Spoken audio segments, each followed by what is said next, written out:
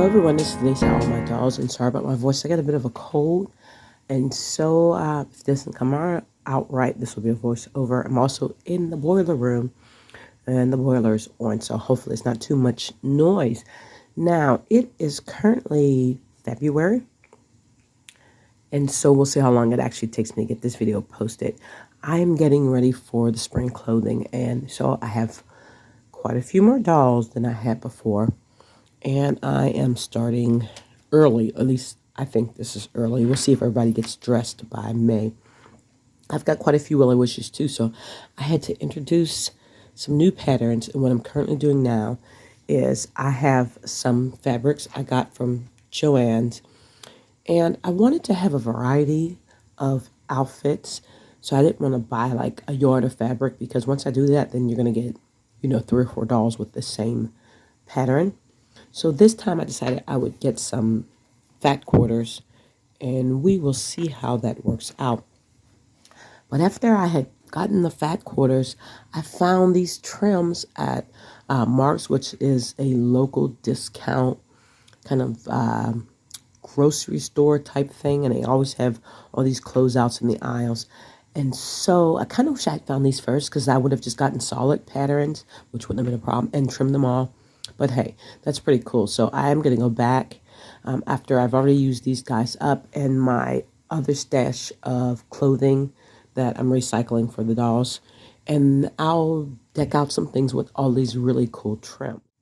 I'm going to start off with the boys. Okay, so for the boys, this is going to be pretty basic. I have a Liberty Jane's button-up shirt. And actually, this is a unisex shirt. Liberty Jane gives instructions on how to differentiate the shirt. So there are some variations for boys and girls, or like a unisex version. So I think I have some really nice patterns from the shirts I have that are going to be for the boys. So there might be like maybe 2 of the boys will share the same shirt. I don't know. I'll see if I can vary it up. And that's going to be really cool. Also, I'm using the pants from the Greatest Generation, and I'm almost certain that I have another pants pattern, but I just, I want to say it's, I cannot even remember, but it's from the Warm Toes, Warm Winter Toes. It's either Warm Winter Toes or Cold Winter Nose. If you don't have that series of patterns from Noodle Clothing, they are really cool, but I did the hoodies from them before. So, but I can't seem to find that. So I'm going to go ahead with the Greatest Generation pants, wherever that pattern went off to. And that's the one I'm going to use for all of their pants. And I think they're either going to be khaki or they're going to be jean. I don't wear a lot of jeans. I don't really like the way jeans feel. They tend to be too tight and restricting. I much prefer khakis. So whatever jeans I do have, I pretty much destroyed. And so I'm going to cut them up, or I'm going to cut up a pair of khakis, or I should say a khaki skirt, to make a pair of pants for these guys. Or there's the off chance I might actually go and buy some jean material, so these guys can have some kind of relaxed jeans. So that's pretty much what the boys are going to be wearing. Next, for the wellies, and I'm going to them because I've already cut their stuff up. And so we've got some things here already done. And like I said, I'm using the, well, actually, I'm not sure which one this is. This is the Warm Toes. Let's put that over here. This is Sunday's Best. And for the life of me, there's nothing printed on there. Okay, so I'm going to have to put the creator of this pattern in the description, because it's not actually stamped on the pattern. So we've got Sunday's Best dress. And I think I'm up to 6 wellies maybe, counting Gwen. That's going to be absolutely adorable. Okay, now this right here is the Art Deco dress. And I actually have a reduced size version of the Art Deco dress for the 14-inch dolls. And technically they're 14.5-inch. So that's going to be really cute. That is one of my go-tos for all dolls. I love the Art Deco dress pattern. For our 18-inch dolls, once again, I also have the Art Deco dress pattern, and I've actually completed one already. And then there's the Val Spears sews, hopefully I said that right, the 18-inch cuff sleeve dress, and there are some variations on the sleeves for this dress. Hold on, let me hold this up so that you can see the different variations, which is one of the reasons I got this dress, because one of the things I love to do as I'm learning about how to create my own patterns is make variations. So I've been piecing together things. I've been looking at some historical dresses and tracing outlines of things and just kind of trying to create my own stuff. And so having this variation of sleeves is really, really useful.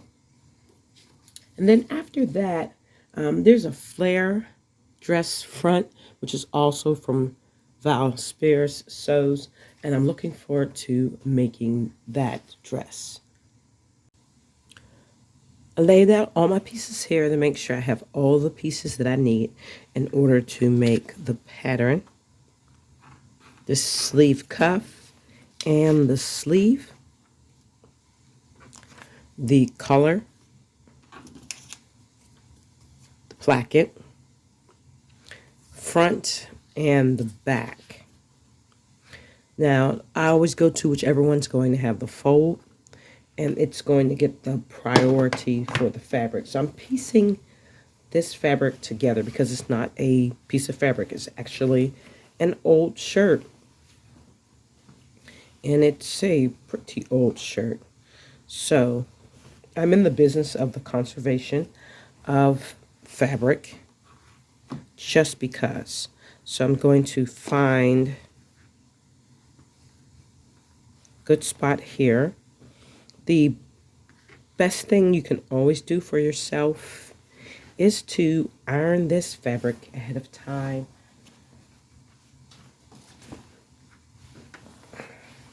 It looks a little fussy, but that's because I'm on the short table and not on my big sewing table.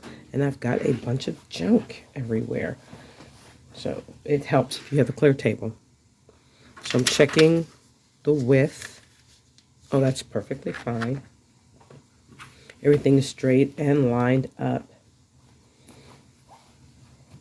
And I don't know if you've ever seen my pattern weights before.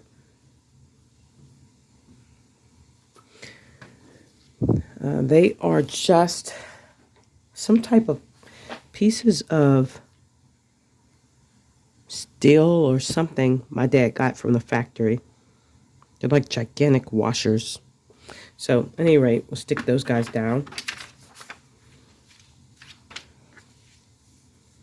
Put that on the fold.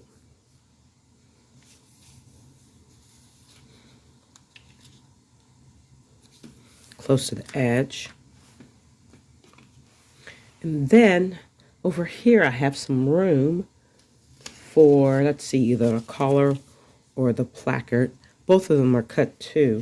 Let's see what we got right here.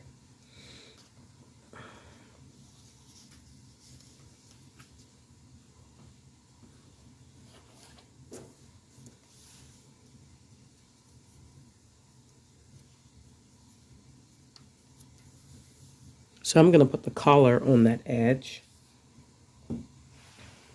And then, of course, I'm going to cut this with my rotary blade.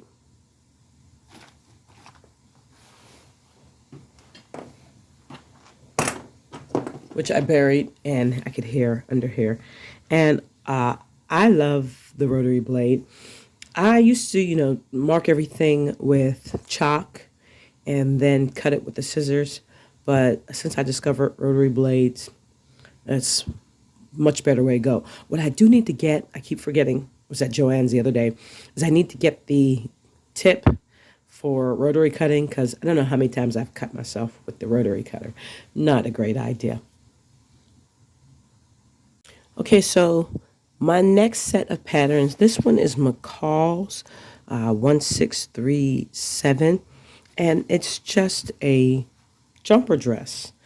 Now, the McCall's patterns, and I think this one is Simplicity. It's not marked, and I recommend, like, if you are a dressmaker or any type of pattern maker, Mark your patterns.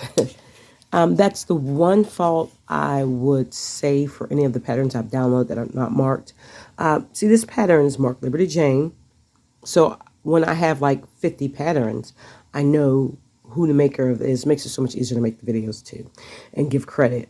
And then it says button up shirt, view A and B, and sometimes they're marked piece 1, 2, 3, 4. So like I just dropped these pieces right here and they went all over the place. If I had multiple patterns, I would have a hard time trying to figure out what pattern piece that actually belongs to if it's not marked. So that's kind of really important. So this guy is not marked. And when I cut them out, I actually marked them myself to make sure that I would put them back into the same spot. These guys right here are not marked. And so when I slit all the pieces out, I was like, does this go with this or which sleeve goes with that? Because I myself didn't label them when I cut them out. So just go do a little extra. And whether you've got a hand-drawn pattern like this trail dress I have down here, or you are actually printing on your pattern pieces, it'd be great if you would mark your name, the name of the pattern, basically. That'd be really cool. Okay, so anyway, I want to say that this is the Simplicity, and it's a 6 something too. And so this is one of my favorite pieces. As I was saying, the McCall and the Simplicity are, for the most part, too big for the modern American Girl dolls. And I think I want to say they're too big for the Pleasant Company doll too. So you're going to wind up with a lot of extra seam. So you'll need to, I want to say you'll probably wind up with at least a 1/2 inch in the front right here. And so what I did was I actually folded this back from the fold line and I reduced, even with the tucks, it was still too big. So I reduced this, and when I do the hems for this one, I have really generous seam allowances. But I love this one because the facing is already included for the back. And then this is the facing for the front. So it's really nice edges for this one. And this is like a basic. And I wish American Girl would just make basics. That would be really cool. How much they could sell if they just had a line of basic shirts, skirts, pants, and just regular shoes. Not everything super sparkle or different colors. Stuff that would match anything. So that's pretty much what I'm in the business of creating.